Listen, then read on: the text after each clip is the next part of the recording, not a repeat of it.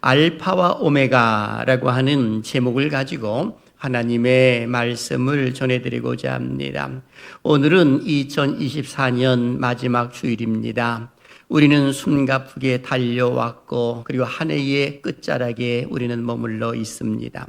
뒤돌아보게 되면 모든 것이 하나님의 은혜였고 그리고 하나님께서 베풀어 주신 그 모든 복 속에 우리가 누렸구나라는 그런 생각을 해보게 됩니다. 한 해를 마무리하는 그 시점에 오게 되면 인생의 마디를 생각하는 그런 모습이 있곤 합니다. 이것은 저만 아니라 아마 모든 사람들이 인생의 마디를 생각할 것입니다. 그러다 보니까 어떤 사람들은 새해를 맞이하기 이전에 모든 것들을 잘 준비해야지 또는 정리를 해야지 계획을 세우면서 그리고 어떤 사람은 해돋이를 보려고 하는 사람도 있고 그리고 또 멀리 여행 가는 사람들도 없지 않아 있는 것도 보게 됩니다. 근데 중요한 것이 하나가 있습니다. 우리는 인생의 그 마디를 생각해 볼 때에 잠시 머물러 있는 그 모습입니다만은 그러나 그 머무름은 앞으로 전진하기 위한 머무름이지 후퇴하기 위한 머무름이 결코 아니더라라고 하는 겁니다. 한 해가 지나고 나면 어김없이 나무들은 나이테가 형성이 됩니다. 물론 봄과 여름, 가을, 겨울이 없는 그런 지역에서는 나이테가 형성되지 않겠습니다만은 이 보통은 다 1년 단위로 나이테가 형성이 되는 그런 모습이 있는 것을 보게 됩니다. 특히 대나무 같은 경우를 보게 되면 어느 정도 쑥 자라다가 멈춰 있다는 겁니다. 성장이 멈춘다는 것이죠. 그런데 학자들에 의하게 되면 그것은 성장이 멈춘 것이 아니라 그 마디를 만들어가고 있는 과정이다라고 이야기를 합니다. 그 마디가 완전히 형성이 되면 다시 한번 대나무는 쑥 자라고 또 멈춰 있다는 겁니다. 그리고 마디를 형성을 해놓고 그리고 다시금 또 쑥 자라나는 그런 모습이 있다는 것이죠. 그런 거로 그 마디로 인하여서 대나무는 큰 나무가 되는 그런 모습이 있다는 것입니다. 마치 우리 사랑하는 사람들도 역시 똑같지 않을까 하는 생각을 해보게 되는 겁니다. 한 해의 그 마디에 잠시 머물러 있지만은 그러나 다음 해를 위하여서 우리가 비상하고자 하는 그런 모습이 있는 것 아닐까라는 생각을 해보는 겁니다. 중요한 것은 시작하게 하신 분이 하나님이고 그리고 마치게 하시는 분도 하나님. 이 세상에 우리를 내보내 주신 분도 하나님이고 우리의 인생을 거두어 가시는 분도 하나님. 그 하나님을 일컬어서 우리는 알파와 오메가다라고 이렇게 이야기를 하곤 하는 것입니다. 오늘 본문 말씀 속에서도 하나님께서는 친히 나는 알파와 오메가라 라고 이렇게 기록을 하는 것을 보게 됩니다. 오늘 본문 13절은 이렇게 기록을 합니다. 같이 읽어볼까요? 시작. 나는 알파와 오메가요 처음과 마지막이요 시작과 마침이라. 아멘. 여기 보면 처음과 마지막이 되는 알파와 오메가라고 이렇게 표현해주고 있는 것이거든요. 이 알파와 오메가는 헬라어 알파벳의 첫 글자가 알파고요. 그리고 마지막 글자가 오메가라고 이렇게 표현하고 있는 겁니다. 좀 더 쉽게 이야기하게 되면 여러분 영어 표현 속에서 첫 글자가 A잖아요. 그리고 마지막 글자가 Z이거든요. 그럼 우리 한글로 말하게 되면 기역, 니은, 디귿 될 때 첫 글자가 기역이고 마지막 글자가 히읗이 되는 겁니다. 마치 헬라어에서도 첫 글자가 알파고 그리고 마지막 글자가 오메가라고 이렇게 표현하고 있는 겁니다. 이 말의 의미는 시간의 주관자가 누구냐 했을 때에 알파와 오메가 되신 하나님이심을 알려주고 있는 겁니다. 그래서 이 알파와 오메가라고 말했을 때는 하나님의 전능성과 그리고 그 영원성을 강조해주고 있더라라고 하는 겁니다. 좀 더 쉽게 말씀을 드린다면 하나님께서 역사를 이끌어 가시고 주관하신다 이렇게 설명을 드릴 수가 있는 것입니다. 그래서 이 사실을 잘 알고 있었던 예레미야 선지자도 이렇게 고백을 한 바가 있습니다. 예레미야 33장 2절을 보십시오. 이를 행하시는 여호와, 그것을 만들며 성취하시는 여호와, 그의 이름을 여호와라 하는 이가 이와 같이 이르시도다 라고 성경은 기록을 해놓고 있습니다. 여기 일이라고 말했잖아요. 근데 그 일을 행하시는 분이 하나님이요 그것을 만들며 성취해 가시는 분이 하나님이다 하면서 예레미야 선지자도 일찍이 표현한 바가 있습니다. 이 사실을 잘 알고 있었던 사도 바울은 로마서 11장 36절에서 기록하지요. 모든 만물이 주에게서 나오고 주로 말미암고 주에게로 돌아감이라 라고 이렇게 고백하는 것을 보게 됩니다. 한마디로 모든 것을 이끌어 가시는 분은 하나님이시다 라고 이렇게 볼 수가 있는 겁니다. 그 하나님이 누구십니까? 알파와 오메가이시다 라고 말할 수가 있는 겁니다. 저는 이 말씀을 중심으로 해서 세 가지의 주제로 말씀을 전해드리고자 합니다. 첫째, 알파와 오메가 되신 주님의 선언은 무엇이었는가? 둘째, 주님의 선언에 대한 교회의 화답은 무엇인가? 그리고 셋째, 우리의 남은 인생 어떻게 살아야 알파와 오메가 되신 하나님의 기쁨이 될 수 있는가에 대해서 말씀을 전해드리고자 합니다. 사실 세상에 살고 있는 사람들의 형태를 보게 되면 모든 일들을 계획을 세울 때에 나 중심의 계획을 세우는 것을 보게 됩니다. 항상 나 중심에서 모든 것들을 세우는 거죠.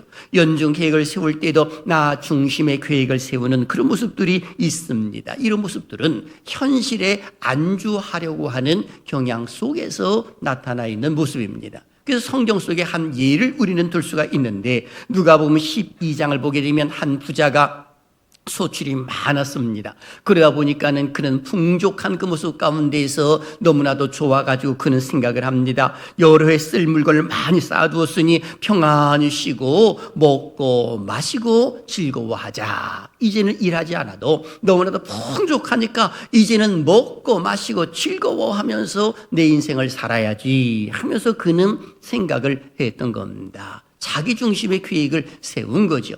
이런 자를 향하여서 우리 주님은 이렇게 말씀을 하셨습니다. 누가복음 12장 20절을 보십시오. 어리석은 자여, 오늘 밤에 내 영혼을 도로 찾으리니 그러면 내 준비한 것이 누구의 것이 되겠느냐 하셨으니 라고 성경은 기록을 해놓고 있습니다. 이 말씀의 의미는 나 중심의 모든 계획을 세우지만 그러나 내 영혼을 도로 찾으리니 주인이 따로 있다는 겁니다. 우리는 가끔가다 내 인생은 나의 것이기 때문에 내 마음대로 살아도 되고 성도 전환해도 되고 모든 것들을 내 마음대로 이렇게 생각하는 사람들이 있는데 전혀 그렇지 않습니다. 그 영혼을 도로 찾아가시는 분이 계시다는 겁니다. 그분이 하나님이시거든요.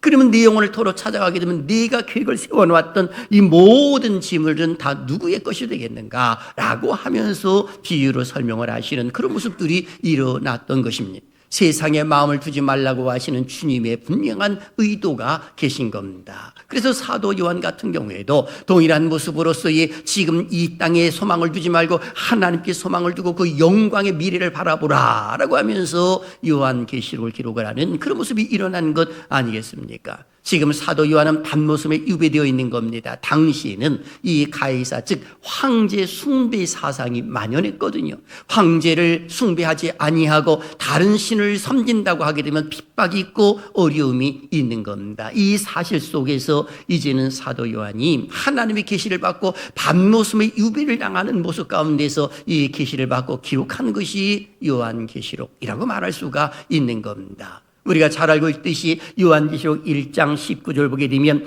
이제 있는 것과 네가 본 것과 이제 있는 일과 장차 될 일을 기록하라 이렇게 표현했거든요. 이제 있는 일은 1장 속에 기록, 네가 본 것은 1장에 기록되어 있는 것이고 이제 있는 일은 2장과 3장 속에 기록되어 있는 7교회에 하신 말씀이 기록되어 있는 것이고 그리고 장차 될 일이라고 했을 때는 4장부터 시작을 해서 22장까지의 기록이 되어 있는 것을 말씀하고 있는 겁니다. 그런 거로 오늘 본문 속에서 사도 요한은 장차 가이사 숭배 사상 속에서 많은 핍박과 어려움이 있어서 이제 수많은 기독교인들이 핍박을 당할 것인데 그때에 이 하늘의 영광을 바라보면서 잘 극복할 것을 알려주고 그들을 위로하고 용기를 주기 위하여서 이 메시지 요한계시록을 기록한 모습이 나타난 것입니다.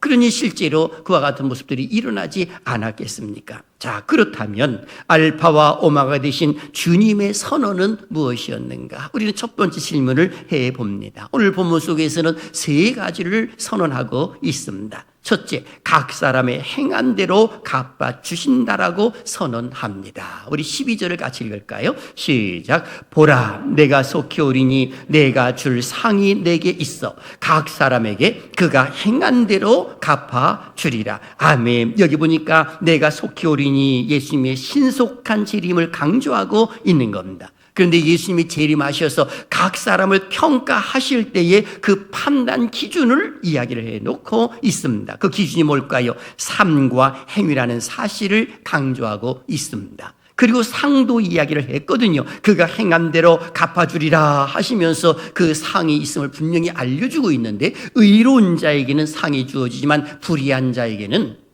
바로 심판이 주어지더라라고 하는 것입니다. 그런 믿음을 놓지 말 것을 강조해주고 있는 겁니다. 실제로 이 피리를 불어도 울지 않고 춤추지 아니하고 고글해도 울지 않고 피를 불어도 춤추지 않는 그 시대를 우리 주님께서 비유로 설명하신 적도 있지 않았겠습니까? 수많은 사람들이 예수님을 믿으셔야 됩니다라고 이야기해도 믿지 않는 그런 모습들도 있는 것을 바라보면서 오늘 여기 성경 속에서도 이야기를 해주는 모습이 그대로 나타나요. 11절에 이렇게 표현하거든요. 불의를 행하는 자는 그대로 불의를 행하고, 더러운 자는 그대로 더럽고, 의로운 자는 그대로 의를 행하고, 거룩한 자는 그대로 거룩하게 하라라고 하면서 한마디로 생겨먹은 대로 그냥 내버려 둬라, 이렇게 말씀하고 있는 것입니다. 그러니 이유는 뭐예요? 각 사람 행한 대로 갚아줄 것이기 때문에 그러하더라라고 하는 겁니다. 그러니 오늘 우리는 의로운 자의 반열에 서 있는가, 아니면 불의한 자의 반열 속에 서 있는가, 분명히 내가 서 있는 위치를 파악하는 것이 무엇보다도 필요합니다.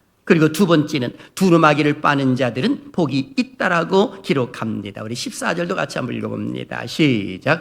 자기 두루마기를 빠는 자들은 복이 있으니 이는 그들이 생명나무에 나가며 문들을 통하여 성에 들어갈 권세를 받으려 함이로다. 아멘. 여기 보니까 두루마기를 빠는 자들이라고 기록되어 있습니다. 이 말은 그리스도의 보혈로 죄 씻음을 받아 정결케 되는 것을 의미해 주고 있는 겁니다. 그래서 이 두루마기를 빠는 자들은 복이 있으니 하면서 그들이 생명나무에 나가며 문들을 통하여 성에 들어갈 권세를 하나님이 주신다라고 말씀하고 있습니다. 여기서 우리가 깊이 생각해 볼 것이 바로 두루마기를 빠는 자들, 이렇게 표현해 주고 있는 것입니다. 이 말의 의미는 이 사도 요한이 동사를 사용할 때 현재 시제로 사용을 했거든요. 그럼 무엇을 의미하느냐? 여러분, 우리가 예수를 믿어 구원받았기 때문에 나는 이제 죄사함을 다 받아서 내가 어떤 죄를 지어도 아무 상관이 없다라고 하는 사람들도 있고 그런 단체도 있는데 전혀 그와 이 다른 모습입니다. 여기 현재 시제를 사용하고 있는 그 자체는 이 두루마기를 빤다라고 했을 때 계속해서 빨 것을 강조해주고 있는 것이거든요. 그렇다면 무엇을 의미하는 것이냐? 바로 우리의 자범죄, 그리고 고범죄, 우리가 끊임없이 이 하나님의 말씀대로 산다고 하면서도 마음속에 품었던 잘못된 생각들, 눈으로 잘못된 것을 보았던 것들, 그리고 이 다른 사람에게 어떤 잘못된 행동을 했던 것들, 이런 것들을 전부 다가 고백하는 것이 바로 두루마기를 빠는 자들이라고 이렇게 표현할 수가 있는 겁니다. 그래서 우리는 주님 앞에 왔을 때에 늘 기도하는 것이 옳은 것이죠. 그래서 요한복음 13장 속에서 예수님이 하신 말씀 속에 그대로 드러나거든요.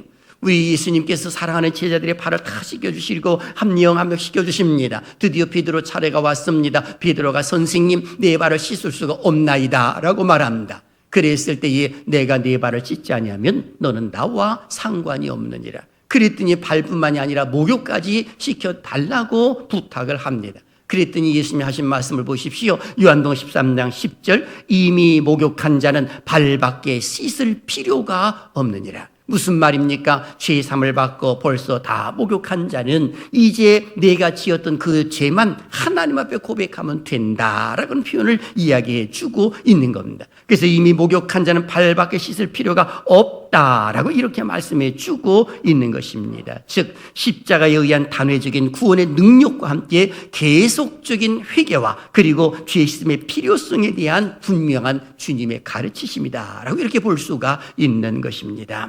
그리고 세 번째는 사단을 쫓아 자기 욕심대로 살지 말라. 이것이 알파와 오메가 되신 하나님께서 선언해 주신 말씀입니다. 바로 15절에 기록합니다. 시작. 개들과 점술가들과 음행하는 자들과 살인자들과 우상 숭배자들과 및 거짓말을 좋아하며 지어내는 자는 다 성 밖에 있으리라. 아멘. 여기 이 구절은 세상에서 가장 불쌍한 자들을 기록을 해 놓고 있습니다. 이유가 뭘까요? 이들은 다 성 밖에 내침당하기 때문에 그렇습니다. 천국에 들어갈 수가 없기 때문에 그렇다는 겁니다. 심지어는 여기 보니까 개들 이렇게 표현했거든요. 이 개들이라고 말했을 때에 당시에 도덕적으로나 영적으로 타락한 자들 가리켜 말하고 있는 겁니다. 실제로 이 개는 좀 이 지저분한 데에 가는 그런 습성이 있거든요. 그러다 보니까 이 개는 당시에 개나 돼지는 다 부정한 동물로 생각을 하는 그런 모습들이 일어났습니다.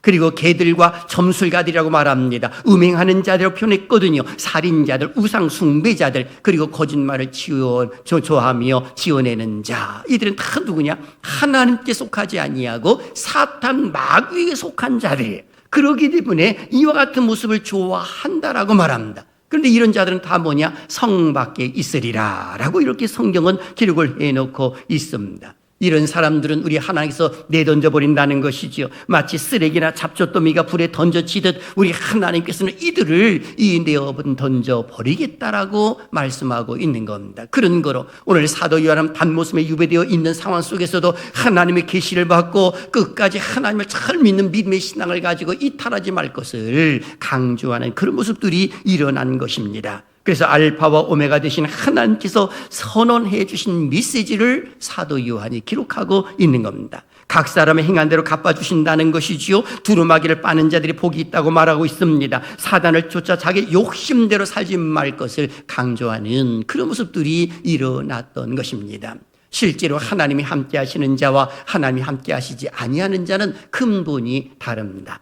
성경 속에서도 하나님이 함께 하시고 동행하신 그런 모습의 인물들이 나오지 않아요. 대표적인 인물이 바로 모세라고도 말을 할 수가 있는 겁니다. 그의 나이 80이 되었는데도 이스라엘 백성들 애굽에서 끄집어내라 라고 이런 말씀을 했을 때에 모세는 처음에는 자기가 나이 많은 것으로 인하여 능력이 없는 것으로 인하여 말 못하는 것으로 인하여 부정을 했지만 우리 하나님 그 모든 것을 채워주실 것임을 말씀해 주고 계시지 않습니까? 그에게 우리 하나님 하신 말씀 보십시오. 출애굽기 3장 12절에 같이 읽을까요? 시작. 하나님이 이르시되 내가 반드시 너와 함께 있으리라. 내가 그 백성을 애굽에서 인도하여 낸 후에 너희가 이 산에서 하나님을 섬기리니 이것이 내가 너를 보낸 증거니라. 아멘. 여러분 여기에 참으로 중요한 성경 구절이 나옵니다. 무엇인가를 보십시오. 이스라엘 백성들 출애굽을 시킵니다. 출애굽을 해서 이 산에서 무엇을 할 것이냐? 하나님을 섬긴다라고 말하고 있습니다. 이것이 증거라고 말합니다.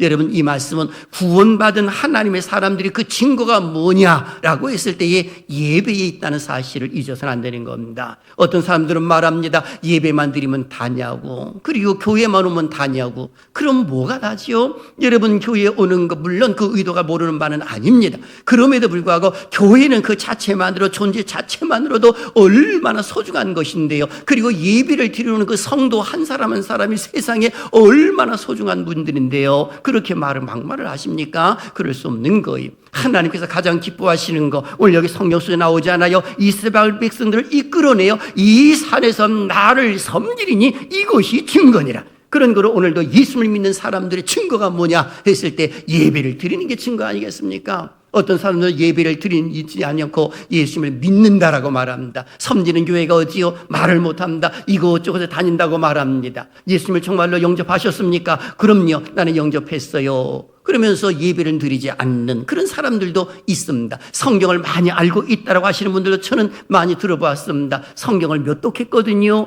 라고 하면서도 교회는 오지를 않습니다. 예배는 드리지를 않습니다. 그런 분도 저는 만나본 적이 있습니다. 좋은 모습이 아닌 것입니다. 하셨으니 그런 걸 오늘 생각해 보는 겁니다. 하나님이 나와 함께 하시는 것. 그래서 예배를 잘 드리는 사람들은 하나님과 동행하는 사람들이지 사탄과 동행하는 사람들이 아니에요. 모세와 함께 하신 그 하나님은 우리와 함께 하실 줄로 믿습니다. 이와 같은 사상을 다윗도 갖고 있었거든요. 다윗이 골리앗을 무너뜨릴 때를 한번 보십시오. 기름 부음을 받고 난 이후에 그에게 첫 번째 테스트가 온 것이거든요. 골리앗 앞에 다 섰을 때에 이스라엘 백성들이 꼼짝 못하고 있었잖아요. 그때의 다윗이 선포한 모습이 우리의 모습일 수 있습니다. 사무엘상 17장 45절 우리의 모습이죠. 다 같이 시작. 다윗이 블레셋 사람에게 이르되 너는 칼과 창과 단창으로 내게 나오거니와 나는 만군의 여호와의 이름 곧 네가 모욕하는 이스라엘 군대의 하나님의 이름으로 네게 나아가노라. 아멘. 바로 하나님의 이름으로 나감으로 인하여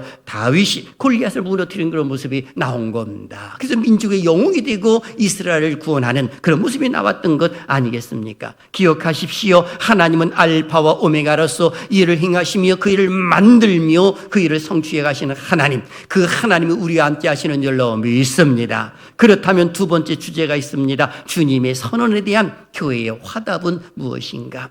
분명히 우리 주님께서는 선언하셨습니다. 각 사람의 행한 대로 갚아주신다라고요. 두루마기를 빠는 자들은 복이 있다 말씀하셨습니다. 사탄의 귀 밑에 있지 말고 그리고 자기 욕심대로 살지 말고 하나님과 동행할 것을 강조하시는 그런 모습을 선언해 주고 계십니다.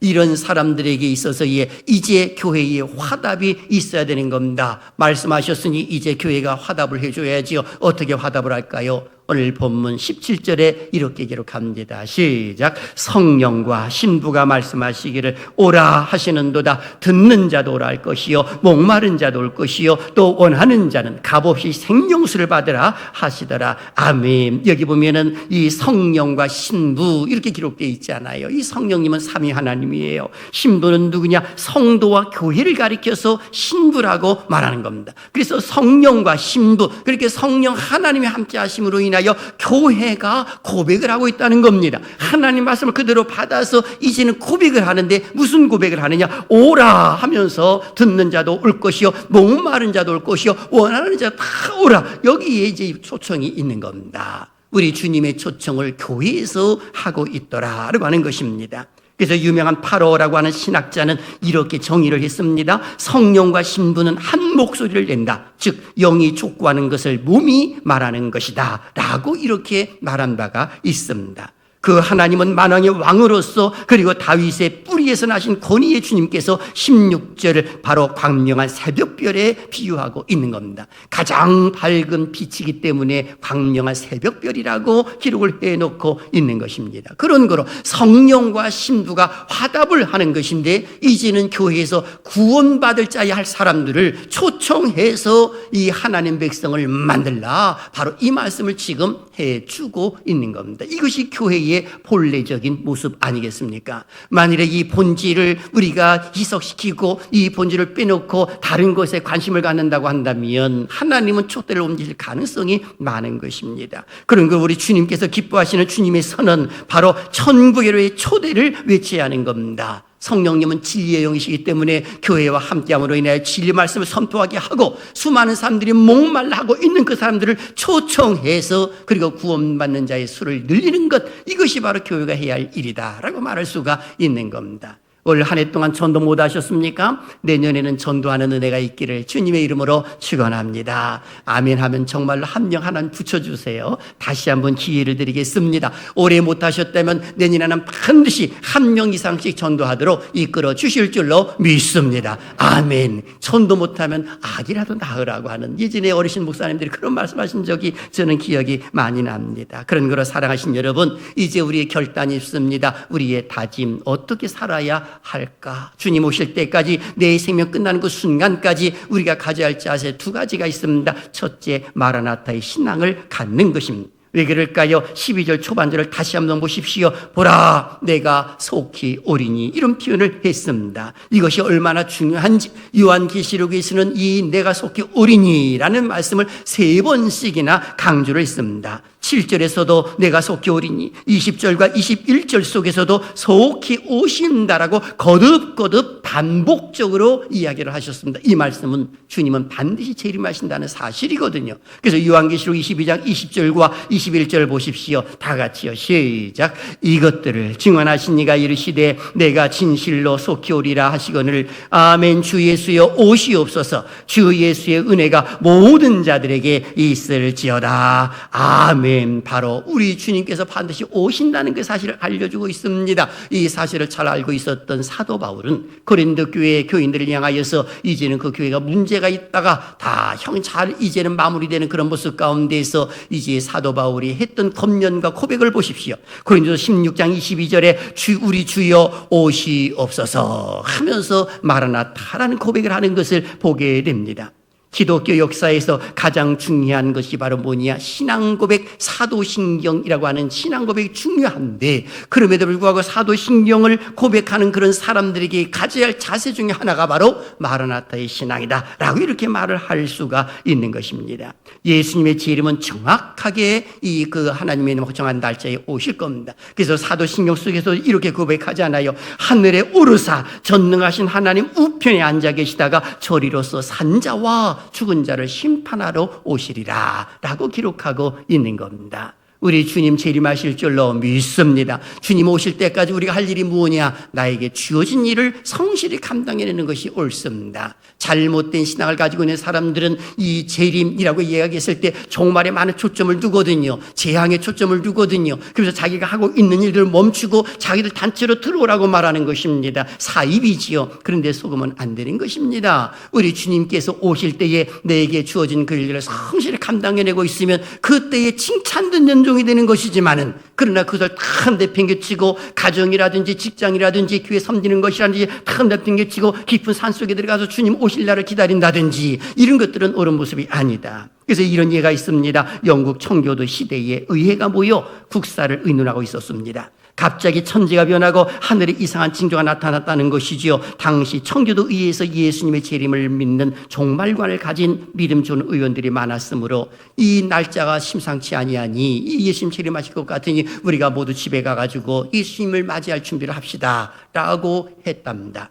그랬더니 믿음 좋은 또 한 의원이 일어서서 아니요, 우리는 그런 것이 아니라 주님이 지금 당장 오신다 하더라도 우리는 여기서 의논할 것을 의논하고 있으면서 주님을 맞이하는 것이 옳소라고 하면서 주장을 했다는 겁니다. 결국 그 의회에서는 끝까지 그 회의를 다 마쳤다라고 하는 이야기입니다. 바로 똑같습니다. 지금도 주님이 오신다 하더라도 우리는 어김없이 예배를 드리는 것이 옳다라고 말할 수가 있는 겁니다. 심지어는 내일 지구의 종말이 올지라도 오늘 한 그루의 사과나무를 심고자 하는 그 자세가 중요하다고 하는 겁니다. 그래서 사도 바울은 믿음의 아들 디모데에게 이런 말을 했지요. 디모데전서 6장 14절에 우리 주 예수 그리스도께서 나타나실 때까지 흠도 없고 책망받을 것도 없이 이 명령을 지키라 라고 하면서 강조한 바가 있습니다. 주님 오실 때까지 나에게 주어진 일들을 성실히 감당해내는 은혜가 있기를 주님의 이름으로 축원합니다. 그리고 두 번째, 예수 그리스도를 잘 믿자라고 하는 겁니다. 이 목사님, 저는 예수님을 잘 믿습니다. 아니요, 그럼에도 불구하고 점검해볼 필요성이 있는 겁니다. 왜요? 알파와 오메가 되신 하나님 분명히 말씀해 주셨기 때문에 마지막 시점에서 우리는 이걸 점검해 볼 필요성이 있는 겁니다.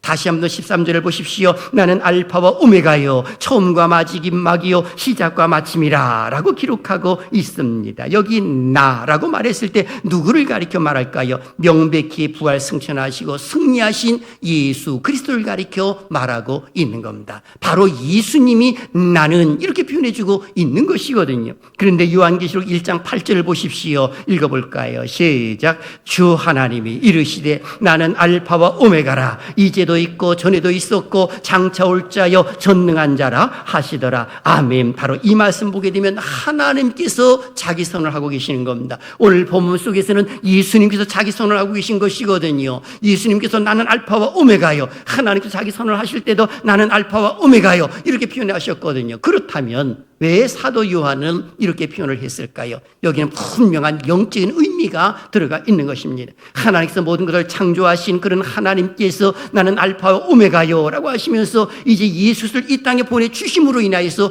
구속의 완성을 다 이루시고 하나님 우편도에 앉아 계신 그 주님, 그분이 이제 알파와 오메가로 마무리를 짓는 그런 모습이다 라고 말할 수가 있는 겁니다. 한마디로 말하게 되면 하나님과 그리고 하나님 아버지와 예수님의 그 동일한 모습을 이야기해주고 있는 겁니다. 그래서 본체는 한 분 이렇게 말할 수가 있는 겁니다. 위기건 다르지만 바로 예수님이 곧 하나님이 되신다는 그 사실을 여기서 알려주고 분명히 드러내고 있더라. 그래서 예수 그리스도를 믿으면 구원이요 믿지 아니하면 구원받을 수가 없는 겁니다. 그래서 예수님을 잘 믿자라고 하는 그 말은 우리가 수없이 듣지만은 그럼에도 불구하고 점검해 볼 필요성이 있는 겁니다. 왜요? 많은 사람들이 예수님을 믿어야 구원받는다는 사실을 모르기 때문에 그런 겁니다. 미국의 신앙 잡지 크리스천 투데이에서 아직 미혼인 청년 그리스도인들을 대상으로 해서 천국에 가는 방법이 무엇입니까? 라는 질문을 한 적이 있습니다. 그런데 조사 인원 중 85% 정도가 교회에서 가르치는 성경의 기본대로 응답하지를 못했습니다. 어떤 사람은 교회에 빠지지 않고 잘 다니면 구원받는다. 착하게만 살면 구원받는다. 믿음을 위해 노력하면 된다. 하면서 각각의 제 멋대로 생각을 하는 겁니다. 어떤 사람은 성경을 읽으면 된다라고도 말을 하고 말입니다.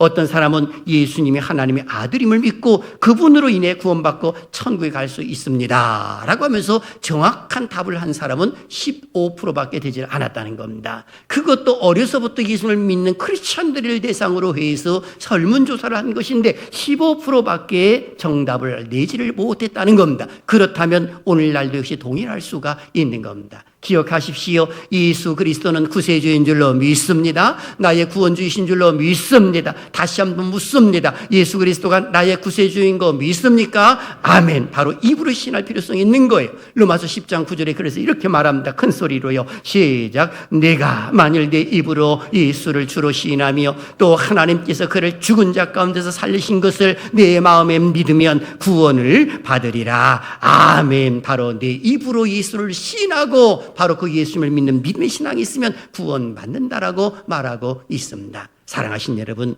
우리는 2024년 마지막 주일을 맞이해서 다시금 결단해 볼 필요성이 있습니다. 나는 지금 마라나타 신앙을 가지고 있는지, 주님이 지금 당장 오신다 하더라도 나는 떳떳하게 주님 앞에 두 손을 높이 들고 주여 어서 오시옵소서 하면서 주님을 맞이할 수가 있는지, 만일 그렇지 못하다고 한다면 다시금 이후로부터는 예수님을 잘 믿는 믿음의 신앙 가운데 가는 것은 말할 것도 없지만 하나님이 나와 동행하고 계신다는 그 사실을 절대로 잊어서는 안 됩니다. 그 하나님은 누구의 하나님? 우리의 하나님, 나의 하나님이신 줄로 믿습니다. 우리는 오늘 한 해가 끝났다고 해서 모든 것이 끝난 것이 아니라 우리는 다시금 그 표대를 향하여 전진하는 거지요. 마치 사도 바울의 고백처럼 빌립보 3장 13절 14절 형제들아 나는 아직 내가 잡은 줄로 여기지 아니하고 오직 한 일 즉 뒤에 있는 것은 잊어버리고 앞에 있는 것을 잡으려고 표대를 향하여 그리스도 예수 안에서 하나님을 위해서 부르신 부림의 상을 위하여 달려가노라 라는 고백을 했습니다. 저는 살아신 여러분들 모두에게도 내년 한 해도 힘차게 비상하는 은혜가 있기를 주님의 이름으로 축원합니다. 뒤돌아보게 되면 모든 것이 하나님의 은혜예요. 그래서 찬양 가운데 이런 찬양이 있잖아요. 하나님 한 번도 나를 실망시킨 적 없으시고 하나님 한 번도 나를 실망시킨 적 없으시고 언제나 공평과 은혜로 나를 지키셨네. 오 신실하신 주, 오 신실하신 주, 내 너를 떠나지도 않으리라.